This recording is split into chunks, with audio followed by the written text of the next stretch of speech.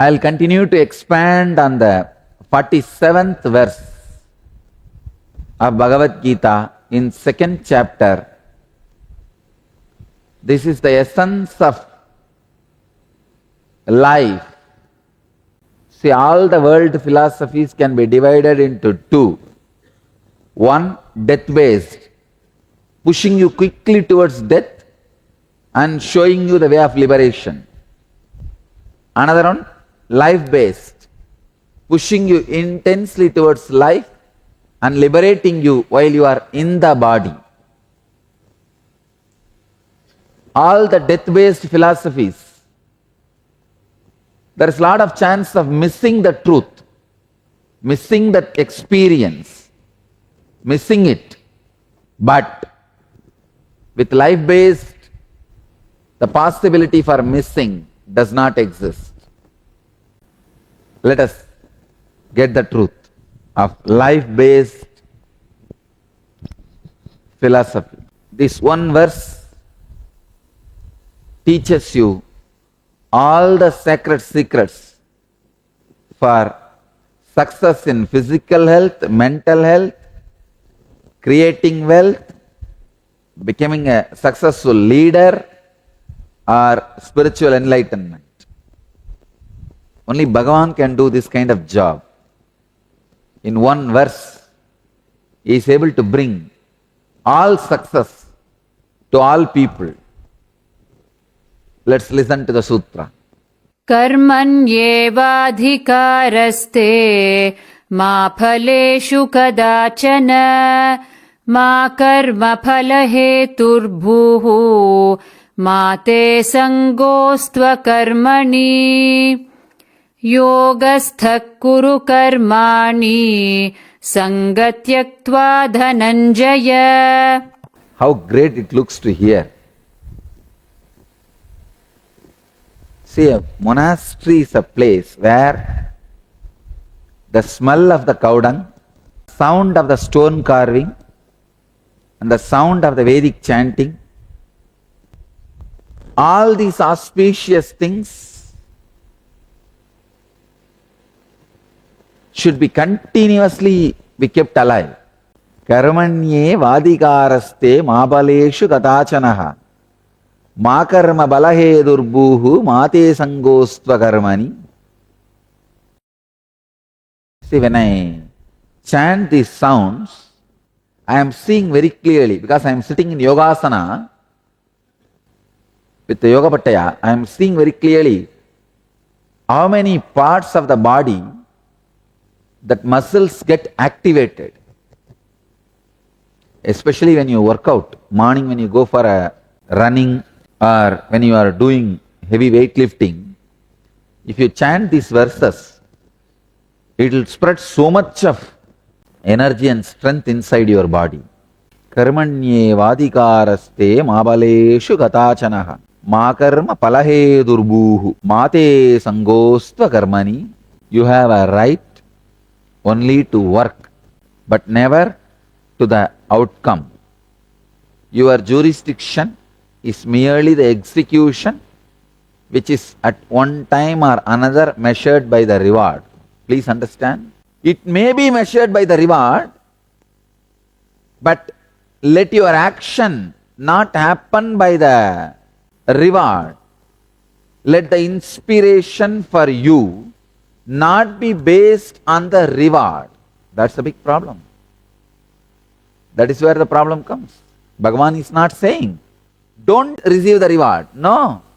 He is not saying, don't receive the reward. He is saying, let that not be the source of inspiration for you. Karmanye vadikaraste mabaleshu katachanaha. Your jurisdiction is merely in the execution, which is an one time or another measured by the reward. Let the ground for the source of your action, let not the ground for the source of your action be the reward. Let the ground for the source of your action be you are fighting with non-performance. Nobody before, nobody during, nobody after Krishna can put the essence of the whole life in one verse. Every time when I read this verse or recite this verse, new sacred secrets are revealed. Let me enter into the next level of the sacred secret. Karma. Now I am interpreting this word as action which has not reached perfection. Please understand? Action which has not reached perfection. When the action reaches the perfection, it liberates you. It disappears from the cosmic ocean. Please understand? Action is like a ripple effect. When it reaches the boundary, it disappears.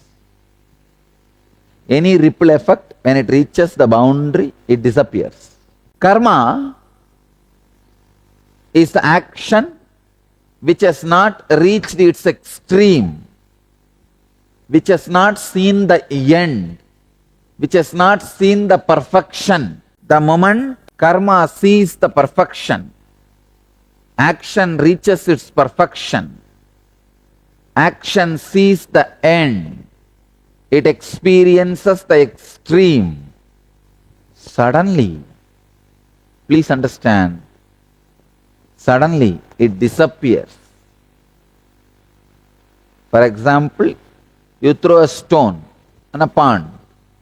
The ripple effect is created. The moment it reaches the end, the moment it reaches the bank, the moment it reaches the perfection, the ripple effect disappears. Now the pond swallows the stone and the ripple effect created by the stone. Done. Same way, when an engram is thrown on you, what is created is karma. When that reaches its perfection, its extreme end, karma is liberated from you, you are liberated from karma. That is why in all our programs, I emphasize so much on completion. Karma is an unfulfilled action, unfulfilled engram. For example, you have some strong anger, hiding anger about your parents, about your sister, about your family members. That's a karma. Now, unless you complete it, unless you make it perfect, complete, you will not be relieved from it. At some situation, very difficult situation, that engram will come up and it will be so strong, knowingly you will put yourself in a big mess. Understand? Knowingly you will put yourself in big mess. It is not that all the time people put themselves in a big mess unknowingly. No. Knowingly you put yourself in a big mess. Karmanye vadikaraste ma baleshu gatachanaha ma karma balahe durbuhu mate sangostva karmani. Uncompleted, incomplete karmas, when they are sitting in you, they will be so wild, so strong. They will find some justification. Usually they find the justification of comparison. Why? Why should I alone be non-violent? He is also violent. Let me be also violent. Only then I can protect myself. Understand? By all your justification, you may try to be violent. That is not going to protect you. He will also be in a soup, you will also be in a soup. That's all. Both of you can swim in the same soup. That is not going to solve your problem. He will also be in a chaos because he is violent. You will also be in a chaos because you are violent. Understand? Minus, plus, minus, plus, minus is not plus in the cosmic law. Only in mathematics, minus plus minus is plus. No, in the cosmic law, it does not apply. Minus into minus is not plus. In cosmic law, minus, minus, minus. Understand? Just because he does bad karma, your bad karma is not justified. Then you come up with something, practicality. What is practicality? No, in this plane, this is only possible. Then suffer that plane's sufferings. I have seen many people, no, what you are talking is great, Swamiji, but it's a spiritual plane. People are in normal plane, so I have to work in the normal plane. Then you have to have the sufferings of the normal plane also. Then you have to go through all the problems and sufferings of the normal plane. When the disease, problems, sufferings of the normal plane comes, then you suddenly say, oh, my whole life I listened to your teachings, I lived you as you showed, and I prayed to you, what is this, Swamiji, where am I? Oh God. All that time, you had one big weapon called being practical, or this plane as a protection from my teachings. That's the right word I'll use. Now there's a new paint, commercials are going. If you paint it on the wall, no water will penetrate the wall. They show it, they take a small hand mesh and put that paint all around and pour water, and water does not seep. Water does not go through the mesh, and the fish can stay in that. Same way, you have put a special paint coat on you so that my teachings cannot enter into you. See, with this great verses, the only trouble is when you are supposed to live it, apply it, you say, for practical purposes, I think I can bend this much. It's okay. If you are bending for practical purpose means what? This plane of existence. Then suffer all the sufferings of this plane of existence. Be very clear. Karma is actions which have not yet become perfect in you. When you complete them, you are also liberated from that samskara engram. The engrams are also liberated from you. Understand? All bondages are always for both. Liberations are always for both. If it is a bondage, it is for both. If it is a liberation, it's for both. If you are bound by the karma, karma is also bound by you. If you are liberated from karma, karma is also liberated from you. That is why I am saying, every action, completion of the action is really directly helpful for you, will directly liberate you, will directly lead you to the higher existence. Karmanye vadikaraste mapaleshu katachanaha. I feel like every letter of this verse should be engraved in gold. If you have the habit of keeping book of art and you want the essence of everything, I will really recommend tattoo this verse on your hand so that every moment you can see, hey, this is what my life is. Complete every action you take it up. Just for completing, because it is there, you have to complete. That's all. Don't bother about the rewards. Don't bother about the results. Don't bother about anything else. Complete just for completing. Let me enter into the questions. The first question, Dear Swamiji, if I create something out of love for it, like a work of art, and it also brings me money and praise, can this be considered as action for gain? Dear Swamiji, if I create something out of love for it, like work of art, and it also brings me money and praise, can this be considered as action for gain? No. Don't worry. You are creating out of love for it. See, even if it brings money, noble praise for you, it is not considered as action for gain, because When you created, your source of inspiration was just love for it. If your source of inspiration is just love for it, then it is not karma. Don't worry about it. Don't even bother about it. Understand what is source of your inspiration for running your life. That's all. Only you know that. Find out whether it is money or love for the action. When you say it is love for the action, perfect. Yogaha karmasu kauchalam. Yoga is perfection in action. The perfection in action happens only when the love for the action becomes your inspiration. Understand? Yoga karmasu kaushalam. Your love for the action brings perfection in action.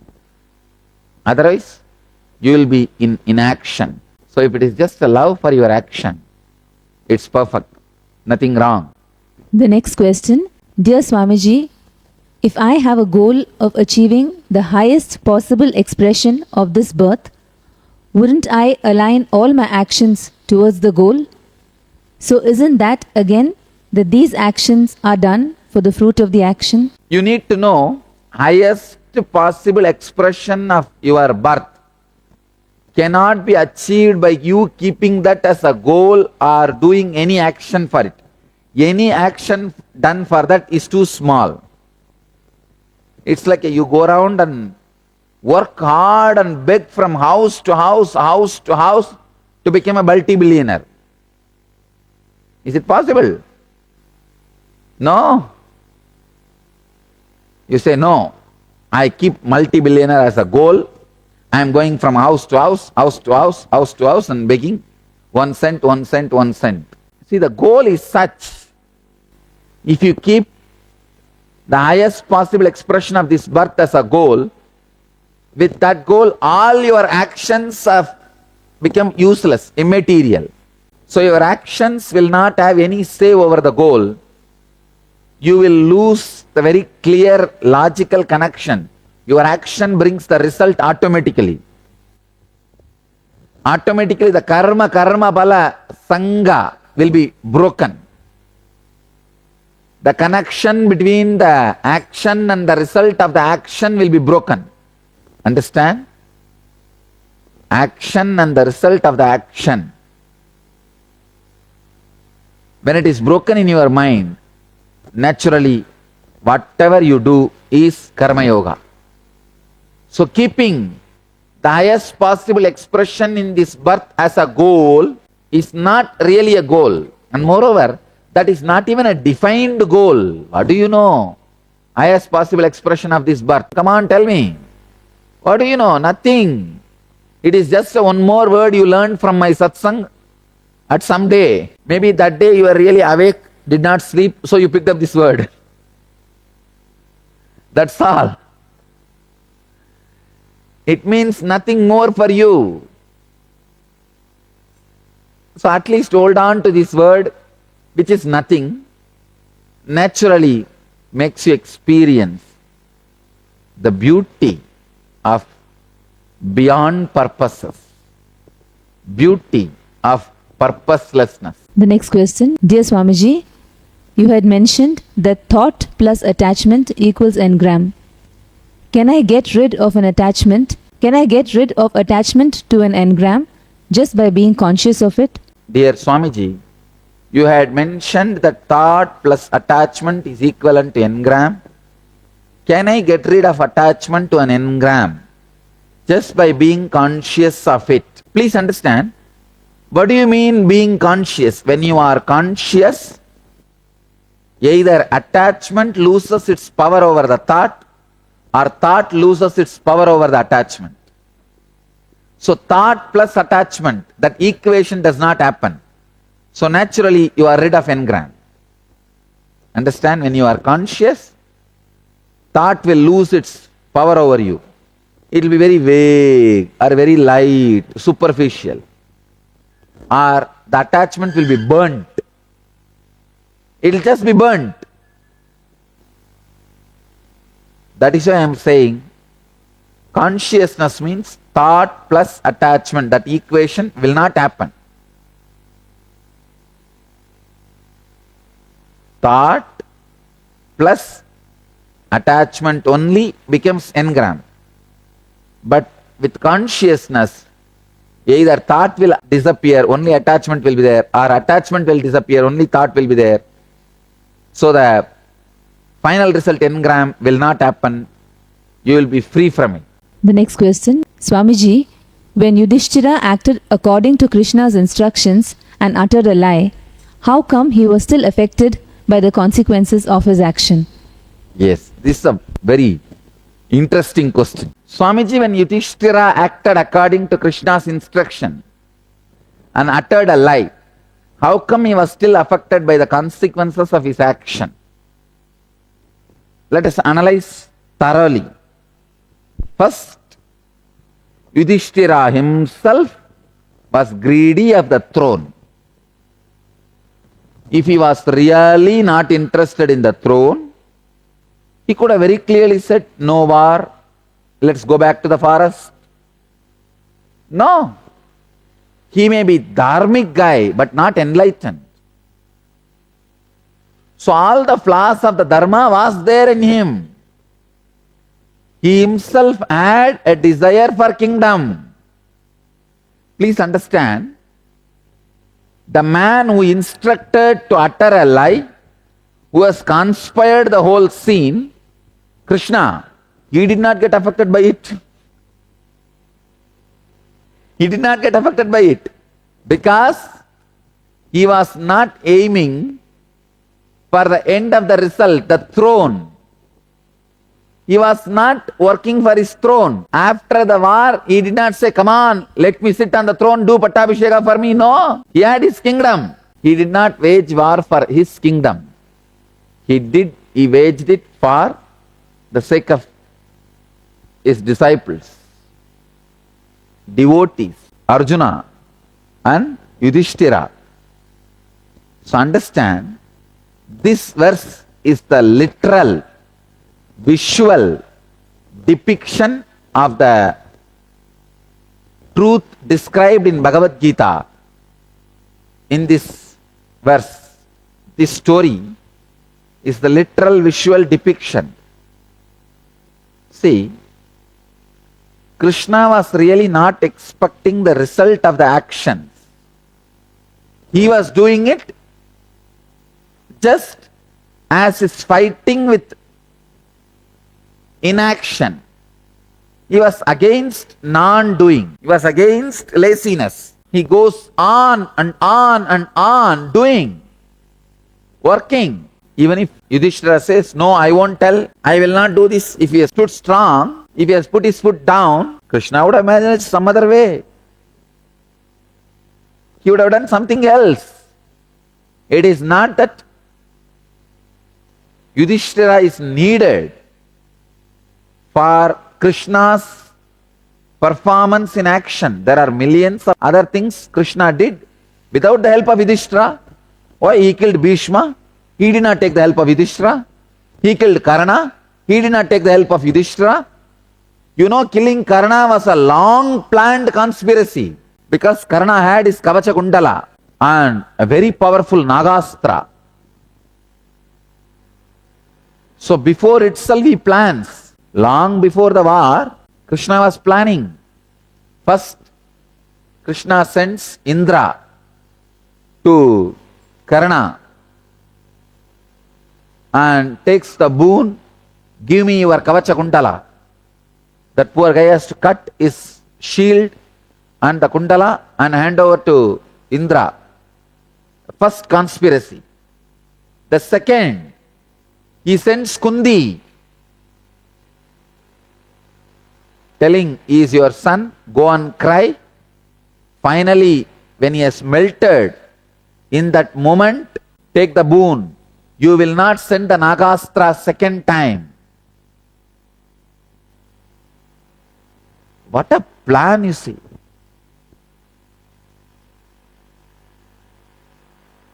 Then finally, with all this also, Karna is not dying. All his merits are standing and protecting him. The arrows which Arjuna is sending is going and falling only as garlands on him. Then he goes down as a Brahmana beggar and says, come on, give me all your punyas to me, all your merit, the results of the good deed to me. He is begging. He did not take the help of Yudhishthira.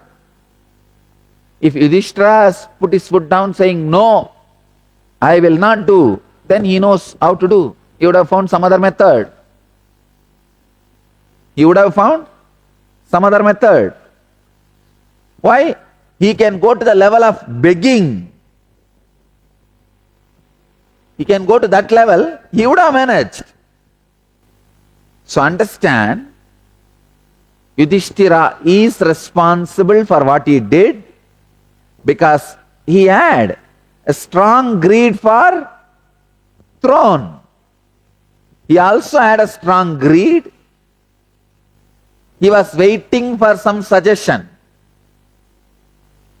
Krishna only gave the counseling for which Yudhishthira was waiting. And I tell you, even from the other side, even if it is greed, that coming down has really taught Yudhishthira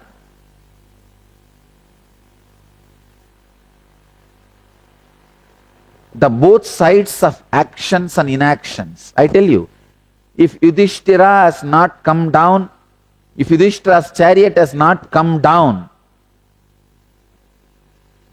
from the sky to the ground, he wouldn't have become enlightened.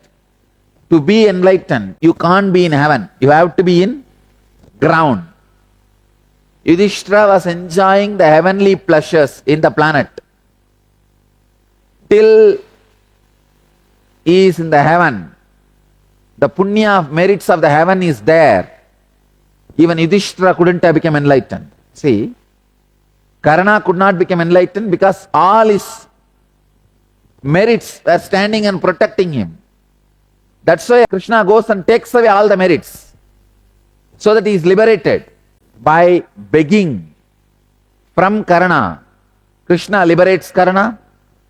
By making Yudhishthira tell a lie, Krishna liberates Yudhishthira. Understand?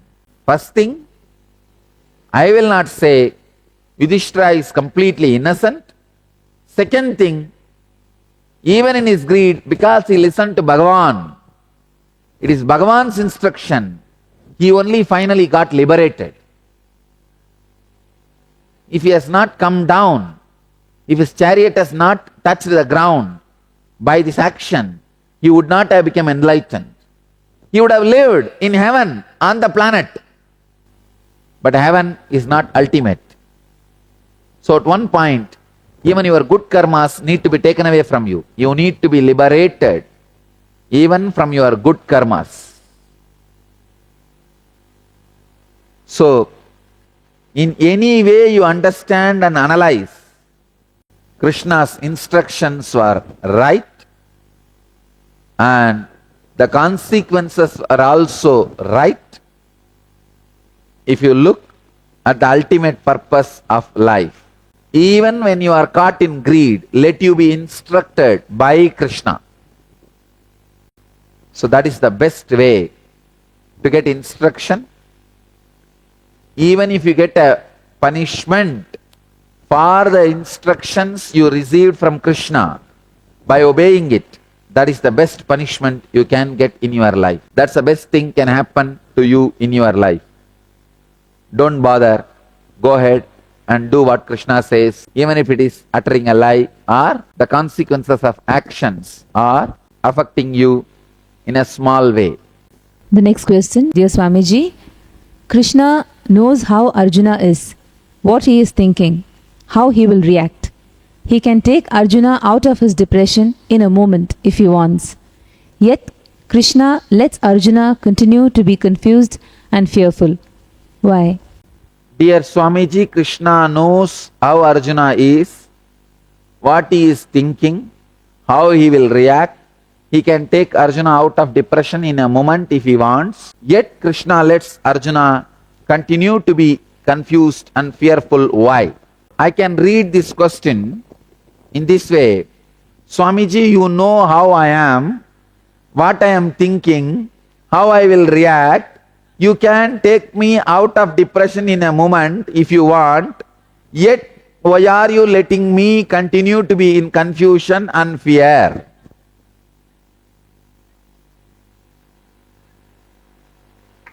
Now everybody feels the question is from me.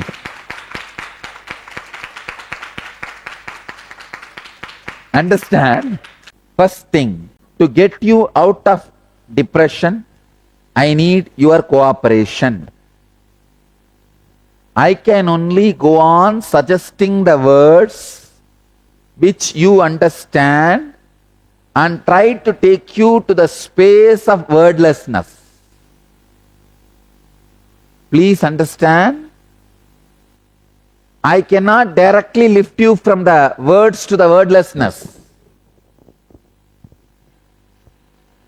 Krishna cannot directly lift Arjuna from words. What is confusion and fear? Words. He cannot lift. It's like Arjuna is struggling in the water and asking for help. Krishna is in the boat. Directly, Krishna cannot make Arjuna jump, fly and land in the boat.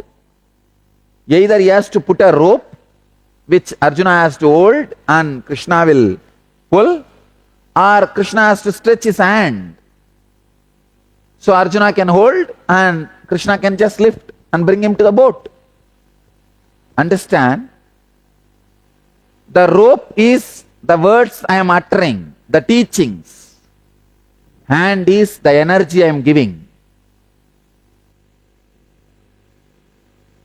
You need to hold to someone, either to the rope or to the hand, either to the teaching or to the energy. If you say, no, I will not hold anything you drop, but you get me to boat. It is not possible. Understand the practical side, it is not possible. See, it's unfortunate when I put my hand, you hold, I immediately lift, means the energy. I can put my energy, and if you hold that energy, I can immediately lift you to the boat. This process is such a personal, individual process. In this, you will not be able to record any cause and result. For example, for A, I give my hand and that person holds my hand. Through energy, I just bring that person to the boat. The B sees. B cannot see the cause and action, cause and result, because it's the energy process. B feels what? I don't see anything. Just suddenly this fellow jumped and sat in the boat. When it happened to him, why not me? Understand, whether it is a teaching or energy, there is some clear process happened. Just like that, it is not possible. Either hold on to my teachings by everyday satsang, or hold on to my energy by continuously meditating. These are the only ways. Please understand, even Bhagavan cannot bring Arjuna out of depression without proper words or initiation. Teachings or initiation. In these two, anyone has to happen. With initiation, you don't see outer cause and result, action and result. Because of that, you think just out of nothing, the disciple was brought out of the problem. No, even in initiation, there was an action like teaching and following. So please understand, let me make it very clear now. Krishna knows how Arjuna is, what he is thinking, how he will react, but He cannot take Arjuna out of his depression in a moment if Arjuna does not want. He can take Arjuna out of his depression in a moment if Arjuna wants, if Arjuna also wants. So, Krishna is not letting Arjuna to be confused and fearful because Arjuna is not still interested in getting out of confusion. So be very clear, Arjuna is also responsible. I can get you out of depression in a moment if you also want, not if you don't want. Let me be very clear. The next question, Swamiji, how to catch whether our actions are leading to karma or not? I feel I have vengeance towards some people in my life. How to complete my actions so that I can come out of it? Please help me, Swamiji. I always emphasize on this completion in all our programs. You see, with whoever you have vengeance in your life, go and sit with them or talk to them. Open up and tell them the reason for why you are carrying vengeance, how you can heal it. Either ask them, why did you do what did you do? Or you explain from your side why you did what you did. Opening up, talking it out can heal much. Even after opening up, talking it out, if it is not getting healed, then meditation can help. Then the meditation process can help. Do not allow the vengeance to stay in your system. Please understand, do not allow the vengeance to continue in your system. It is cancerous and dangerous. Cancerous and dangerous. I'll sincerely recommend people, at least our followers, our devotees, our meditators, our disciples, satsangis, samajis, don't allow even a bit of vengeance in your system. Complete it, either by meditation or by completion or attending some of our programs in which you go through this process. Either you can attend N relationships or N leadership. These programs are basically to teach you completion, to teach you the fulfillment. So, do not allow vengeance to continue to be part of your system. Keep this as a basic truth. Nithyanandam, thank you for watching, and if you found the video enlightening, please give it a like, share it with your loved ones, and subscribe to stay connected with us. don't forget to click the bell icon to receive the notifications.